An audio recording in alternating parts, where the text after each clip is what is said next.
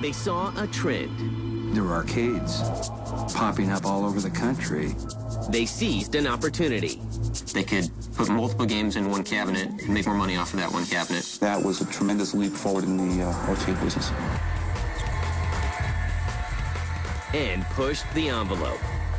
Another ad was an ad where it had a picture of 2 steel balls on one side. There was text that said, "You need a set of these to play one of these." And that caused a lot of controversy. The Neo Geo was just light years beyond what any other console could do. They took their licks. Odyssey decided to pull the plug on them.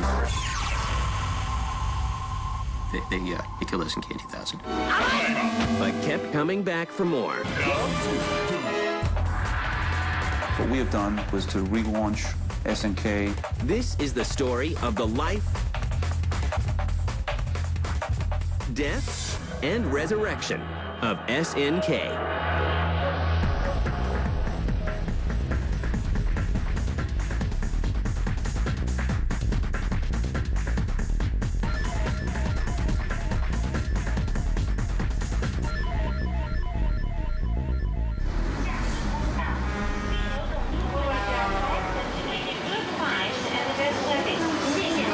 It begins in Japan at a time when arcades rule and every gamer has a quarter in his pocket.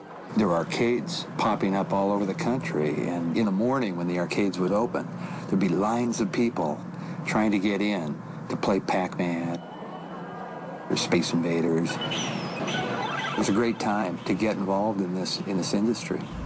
A man named Eikichi Kawasaki forms a new company called SNK. The company was actually founded, I believe, in 1978. SNK stands for Shin Nihon Kikaku.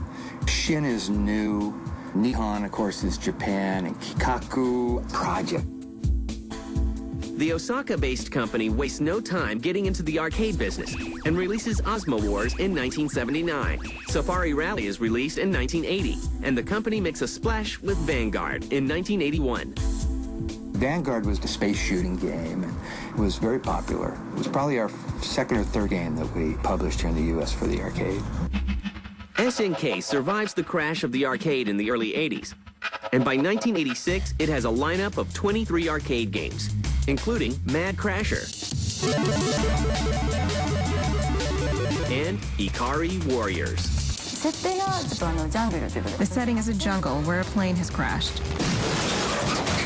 And the objective of the game is to defeat the gorillas while trying to escape unharmed. Ikari Warriors was really popular for a couple of reasons. The controller was very unique. It was an 8-way joystick, but it also had the ability to rotate 360 degrees. It had the 360-degree rotation, as well as the 8-way capabilities, and nothing like that had ever been seen before. People loved it. It's a great game. At that time, Rambo was very popular, and I was told to change the character to Rambo. So I had to make the upper half of the body naked and change it to a Rambo-like character. Meanwhile, the release of the Nintendo Entertainment System in 1985 jumpstarts the home market. Nintendo came out with their first home system, and that just blew everybody away. People were really hungry for video game content, and to be able to have it in the home at that time with the 8-bit system was just terrific. SNK wastes no time. We were one of the first 10 licensees for the Nintendo NES system. One of its first console titles is also one of its most innovative. Baseball Stars was really good. The attraction of Baseball Stars was that you can actually make your own characters in the game. This is the first baseball game that you can do that. There was something special about the cartridge itself in that there was a battery which was installed in the cartridge that allowed you to actually trade players, make changes to your roster. That was very unique at the time of the NES age.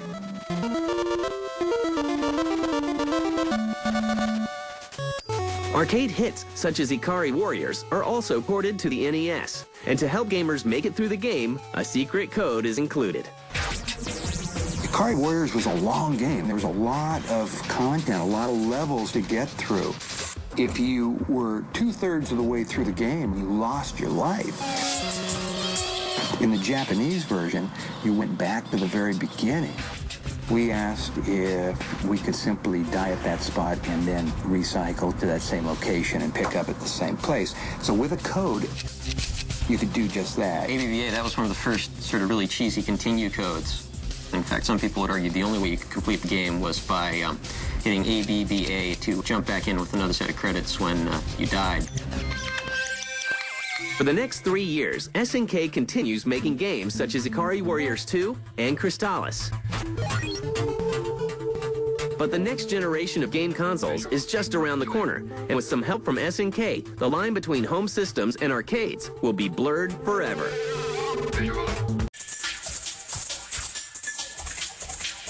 By 1989, SNK is an established game company with a slew of arcade hits and a successful transition to the console market. But their next project isn't just a new game, it's a whole new approach to arcade machines called the Neo Geo Multi-Video System.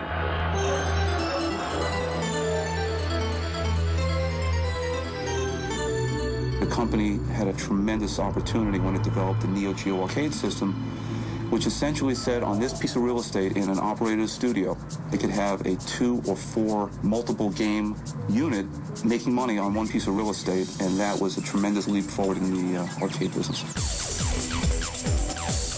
Operators could save money only having to buy games. They didn't have to buy an entirely new piece of hardware for every new game. They could put multiple games in one cabinet and make more money off of that one cabinet. Even as the era of 16-bit console emerges, SNK has something much more powerful in mind. At that time, we had Super Nintendo beginning, we had Sega Genesis who had entered the market. We looked at the total landscape, and we still felt that there might be a place for an exclusive, special item that brought the total arcade experience home. The concept of the Neo Geo was to be able to play the same game software on both the arcade machine and the consumer hardware. In addition, with the changeable memory cards, there was the ability to connect between the arcade game and the consumer game. With the joysticks, we made it very much like the arcade joysticks. It's almost as if you were bringing the arcade home to the family. We made a product that no other manufacturer had. SNK releases the Neo Geo Advanced Entertainment System in 1991. The powerful new console has a price tag of $599, $400 more than current offerings from Nintendo and Sega. The Neo Geo home system was an incredible system. Other companies, Sega, Nintendo, NEC, they had systems that were obviously made for the consumer market. SNK just went the other route. They just made an arcade system. It's got the same chips, the same insides, the same graphics, the same sounds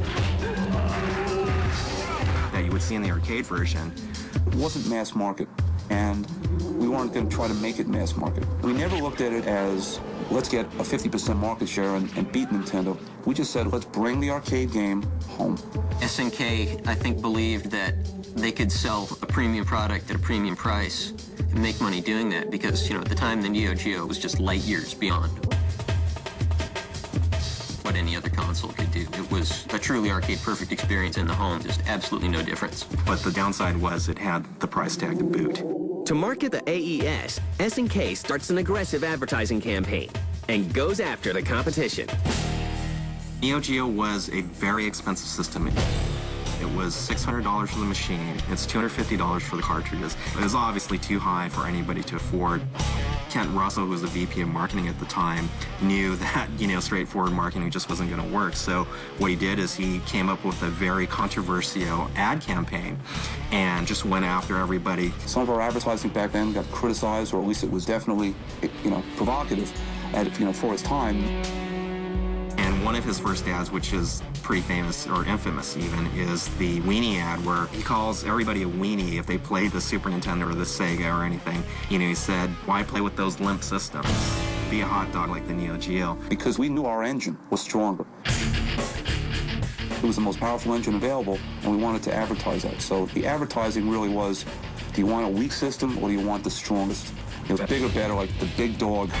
Another ad later was an ad where he had a picture of 2 steel balls on one side, and on top of the steel balls, there was text that said, you need a set of these to play one of these, and that caused a lot of controversy. And that's what he wanted to do. So he wasn't necessarily considered very classy, but he got done what he wanted to do. With their powerful new system out in stores and in arcades, SNK leaves their fate in the hands of gamers.